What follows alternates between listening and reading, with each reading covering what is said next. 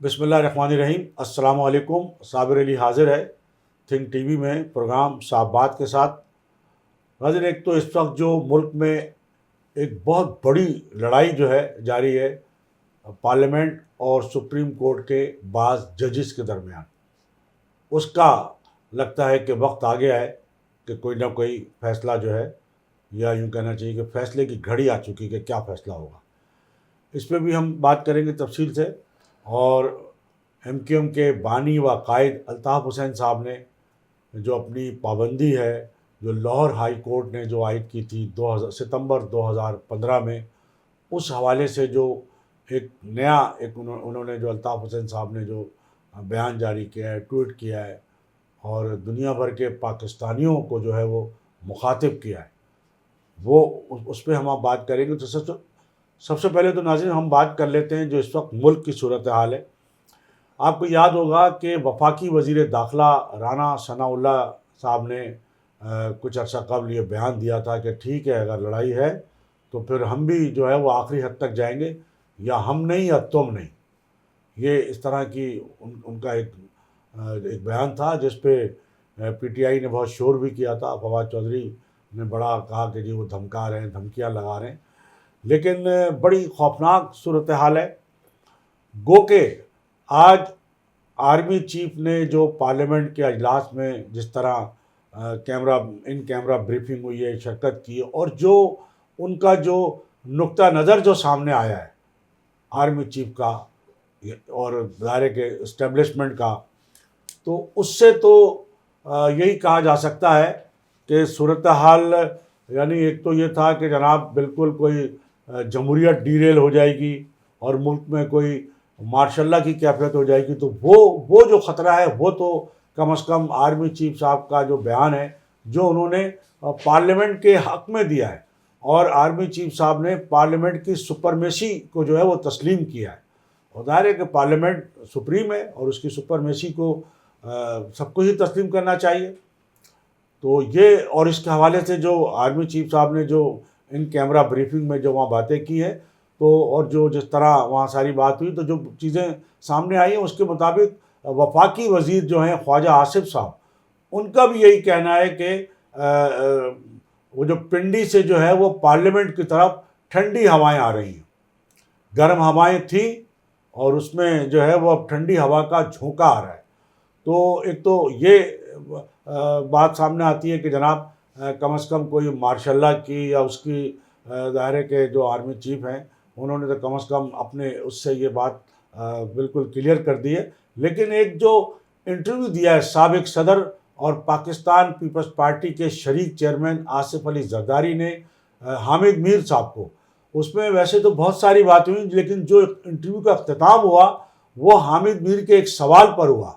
اور حامد میر کا یہ سوال یہ تھا کہ کہیں ایسا تو نہیں ہونے جا رہا کہ آئندہ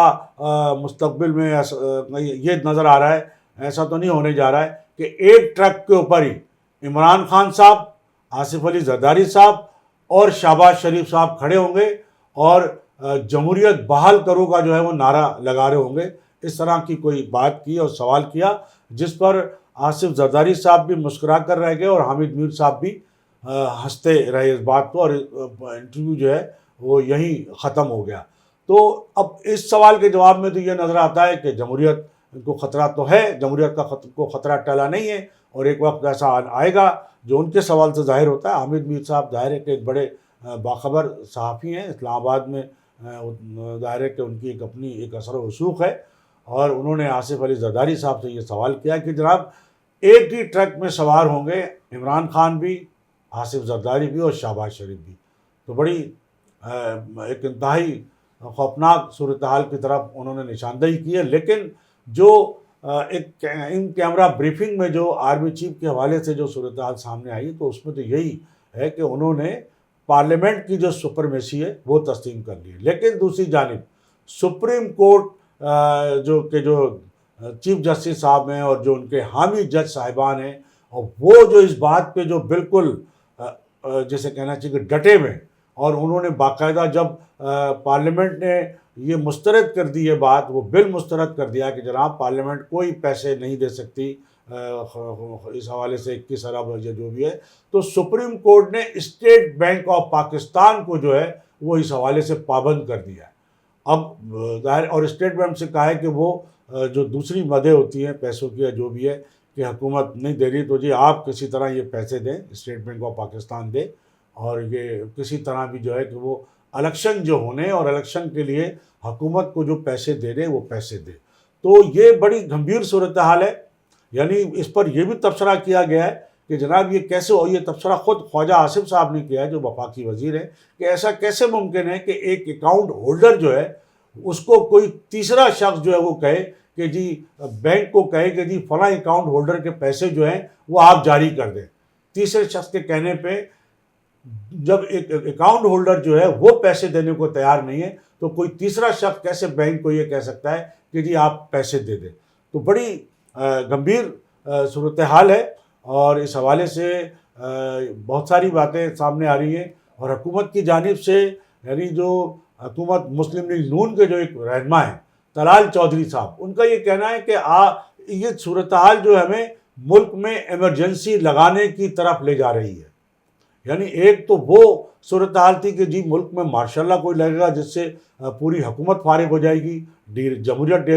ڈیریل ہو جائے گی، لیکن یہ ایک جو حکومت کے جو ایک انتہائی اہم رہنما ہیں طلال چودھری صاحب، وہ کہہ رہے ہیں کہ یہ حالات جو ہے ایمرجنسی لگانے کی طرف لے جا رہے ہیں، یعنی حکومت ایمرجنسی لگا سکتی ہے۔ تو صورتحال بالکل ایسی ہے کہ چونکہ جو سپریم کورٹ کے جو ججز ہیں وہ ڈٹے میں اس بات پہ کہ الیکشن ہونے ہی ہونے، جو تاریخ ہم نے دے دی ہے اور آئین کے مطابق، اور حکومت کو پیسے دینے ہی دینے، اور انہوں نے اسٹیٹ بینک آف پاکستان کو پابند کر دیا، ان کو بلا لیا ہے۔ تو اب اگر حکومت اس سے مزید اگر انکار کرتی ہے تو ظاہر ہے سپریم کورٹ کی جانب سے حکومت کو جو ہے وہ توہین عدالت کا جو ہے وہ شکل لگ سکتی ہے، اور توہین عدالت کے نتیجے میں پوری حکومت کو سپریم کورٹ فارغ کر سکتی ہے، اور ماضی میں یہ ہوتا رہا ہے۔ تو بڑی گمبھیر صورتحال ہے۔ ایک طرف تو جو اسٹیبلشمنٹ ہے وہ پارلیمنٹ کے ساتھ کھڑی نظر آتی ہے، اور دوسری جانب جو سپریم کورٹ ہے وہ لگتا ہے کہ عمران خان صاحب کی خواہش پر عمران خان صاحب کے ساتھ کھڑی نظر آتی ہے۔ وہ ہر صورت میں اب اگر حکومت الیکشن نہیں کرانا چاہتی، الیکشن کمیشن کے پاس اگر وہ اختیارات اپنی جگہ موجود ہے، لیکن اگر اس کو وہ پیسے نہیں ملتے یا جو سیکورٹی فورسز جو ہے وہ اگر نہیں ملتی ہے تو الیکشن کمیشن کیسے؟ اب چلے اگر اسٹیٹ بینک آف پاکستان سے کسی طرح سپریم کورٹ جو ہے وہ پیسے جاری کرانے کا معاملہ اگر حل بھی کرا دیتی ہے تو وہ الیکشن کرانے کے لیے جو رینجرز چاہیے ہوگی، جو فوج کی نگرانی جو چاہیے ہوگی، اور جو ایک سیکورٹی پورا سسٹم ہوتا ہے، جو انتظامات ہوتے ہیں، وہ تو آخر حکومت کو اور اداروں کو ہی کرنے، تو وہ کیسے ممکن ہو سکیں گے؟ تو بس یہ جو بڑی گمبھیر صورتحال ہے، اور اس میں یہی کہا جا سکتا ہے کہ کوئی زیادہ دنوں کی بات نہیں ہے۔ پھر ایک شیخ رشید صاحب کا جو ہے وہ بڑے، آپ کو پتہ ہے کہ شیخ رشید صاحب جو ہے وہ بڑی اندر کی خبر لاتے ہیں، گو کہ ان کے بارے میں خود اسٹیبلشمنٹ کے لوگوں نے کہہ دیا کہ جناب وہ ایسے ہی وہ پھیکم پھاک کرتے ہیں، کوئی ان کا فوج سے کوئی ایسا کوئی رابطہ نہیں ہے، نہ وہ کوئی فوج کے ترجمان ہیں، اور نہ ان کے پاس کوئی ایسی خبر ہوتی ہے، اور وہ ایسے ہی ہینکی پھینکی اور یہ سب کرتے رہتے ہیں۔ لیکن شیخ رشید صاحب کا بڑا اہم بیان یہ آیا، آج ہی آیا ہے، کہ جناب خانہ ملک جو ہے اگر یہ نہیں سب کچھ کیا گیا، سپریم کورٹ کی اگر بات حکومت نے نہیں مانی تو ایک تو توہین عدالت بھی ہوگی، اور دوسرے ملک، پہلے بھی شیخ رشید صاحب کہہ چکے یہی بات کہ ملک خانہ جنگی کی طرف جا رہا ہے۔ تو یہ جو خانہ جنگی کی طرف جانے والی صورتحال ہے، یہ شیخ رشید صاحب بار بار کہہ رہے ہیں، یہ کس بنیاد پہ کہہ رہے ہیں؟ لیکن یہ بات ہم نے بھی آپ کو پہلے بتائی ہے کہ جو اس وقت موجودہ حالات ہیں، اور جس طرح حکومت عمران خان کا جو ایک ٹکراؤ تھا، وہ اب حکومت اور سپریم کورٹ کے بعض ججوں کا ٹکراؤ بن گیا ہے۔ تو یہ اگر ان حالات میں جو اس وقت حالات ہیں، ظاہر ہے کہ جو کیفیت ہے حکومت کی اور اپوزیشن کی، تو ہم نے آپ کو پہلے بھی کہا ہے کہ یہ الیکشن ملک جو ہے وہ کسی بھی صورت میں الیکشن کا متحمل نہیں ہو سکتا، اور بات جو ہے جس قسم کا ٹکراؤ ہے تو اس ٹکراؤ کے نتیجے میں بات خانہ جنگی کی طرف ہی جائے گی، اور لوگ جس طرح یہ الیکشن ہوگا لڑنے مارنے کا اور خونی الیکشن، یہ شیخ رشید صاحب خود بھی پہلے کہہ چکے ہیں یہ بات کہ یہ خانہ جنگی کی طرف جائے گی اور خونی الیکشن ہوگا. تو ظاہر ہے جب آپ ڈنڈا لے کے کھڑے ہو جائیں گے اور اپنی مرضی کے فیصلے کرائیں گے اور کہیں گے کہ نہیں جی الیکشن کرانا ہی کرانا ہے، پھر اگر کہیں سے اگر آپ ہار رہے ہوں گے تو آپ نتائج نہیں مانیں گے. پھر دوبارہ ایک تو یہ کہ آپ نے قومی اسمبلی سے استعفے دیے ہی کیوں، پھر آپ نے استعفے دے دیے تو واپس لینے کے لیے آپ عدالت کیوں چلے گئے، پھر آپ نے یہ اسمبلیاں آخر توڑی کیوں، مطلب الیکشن کی صورتحال آپ نے کیوں پیدا کی، اور پھر 1 سال سے آپ الیکشن مانگ رہے ہیں، الیکشن آپ کو نہیں ملا ابھی تک، اور اب تو چند مہینوں کی بات ہے. حکومت کا یہی کہنا ہے کہ ہم الیکشن ضرور کرانا چاہتے ہیں لیکن ایک صوبے میں نہیں، پورے ملک میں، اور پورے ملک کے لیے الیکشن کے لیے ظاہر جو وقت مقرر ہے وہ اس پہ ہو جائیں گے، یا حکومت اس کے لیے تیار ہے، یا اور جو بھی اگر کوئی معاملات ہو سکتے ہیں تو وہ ظاہر ہے کہ بیٹھ کے طے کرنے چاہیے سیاستدانوں کو، بجائے اس کے کہ کوئی تیسری یا چوتھی قوت بیٹھ کے طے کرائے. لیکن سیاستدان جو ہے وہ کسی طرح بیٹھنے کو تیار نہیں ہے. وہ کہ پیپلز پارٹی نے یہ ایک ضرور کیا نام ہے پیش رفت کی ہے، پہل کی ہے کہ جناب جو ہے پی ٹی آئی سے یا اپوزیشن سے مذاکرات ہونے چاہیے، اور پاکستان پیپلز پارٹی نے جو ہے باقاعدہ ایک 3 رکنی کمیٹی بھی بنا دی ہے، وہ اس حوالے سے جو ہے لوگوں سے مل رہی ہے. ابھی تو عمران خان صاحب یا پی ٹی آئی کے لوگوں سے نہیں ملی، ان کا کہنا ہے کہ ہم گریجولی اور اپنے پہلے اتحادیوں سے بھی ملیں گے اور وہ مل رہے ہیں، اور اس کے بعد لیکن انہوں نے ایک مذاکرات کی فضا جو ہے وہ ضرور جو ہے وہ پیدا کرنے کی کوشش وہ کر رہے ہیں. لیکن دوسری جانب جو ہے وہ پی ٹی آئی جو ہے وہ ایک طرف تو یہ کہتی ہے کہ ہم مذاکرات کے لیے تیار ہیں، ان کے کچھ لوگ رہنما کہتے ہیں جس میں اسد عمر ہے اور فواد چودھری، لیکن عمران خان صاحب کو جو رویہ ہے، جو جارحانہ ان کا جو ایک انداز ہے، وہ تو بات ہی نہیں کرنا چاہتے، وہ تو مذاکرات ہی نہیں کرنا چاہتے. تو اور پھر دیکھیں جب مذاکرات کی بات ہوئی ہے تو خود زرداری صاحب نے بھی کہا ہے کہ مذاکرات بالکل حکومت کرے، اور اس کے لیے عمران خان صاحب کو بھی چل کے آنا پڑے گا. ظاہر ہے مذاکرات کے لیے چل کے تو آنا پڑے گا کہیں نہ کہیں، اور پارلیمنٹ اس کے لیے بہترین فورم ہے. پارلیمنٹ میں چل کے آ جائیں یا جو بھی دونوں مل کے طے کریں، وہاں دونوں کو چل کے آنا پڑے گا. تو کم از کم وہ جو لچک ہے وہ ابھی تک عمران خان صاحب دکھانے کو تیار نہیں ہے. وہ اپنی ضد پہ اڑے ہوئے، وہ اپنی انا اور اپنی خواہش، وہ اپنی انا کے خول میں جو ہے وہ بند ہے ابھی تک. تو جب تک عمران خان صاحب لچک نہیں دکھائیں گے تو ظاہر ہے کہ کوئی بھی صورتحال جو ہے وہ ایسی نہیں پیدا ہو سکے گی کہ جس کے نتیجے میں حکومت اور اپوزیشن جو ہے وہ ایک صفحے پہ آ سکے، یا کوئی بیٹھ کر کوئی نتیجہ اس کا نکال سکیں، کوئی لائحہ عمل بنا سکیں اور آگے بڑھا جا سکے. تو یہ ڈیڈ لاک ہے، اور اس ڈیڈ لاک کی جو سب سے بڑی ذمہ داری ہے وہ عمران خان صاحب پر اس لیے عائد ہوتی ہے کہ وہ 4 سال تک حکومت میں رہے، انہوں نے اپوزیشن کو تسلیم نہیں کیا، اپوزیشن کو نہیں مانا، اور 1 سال گزر گیا وہ اب بھی حکومت کو ماننے کو تیار نہیں. تو دیکھیے ان کو ماننا تو پڑے گا، جو گراؤنڈ ریئلٹی ہے، جو ایک زمینی حقائق ہیں، اس سے وہ کیسے ان کا کل تک وہ وزیر اعظم تھے،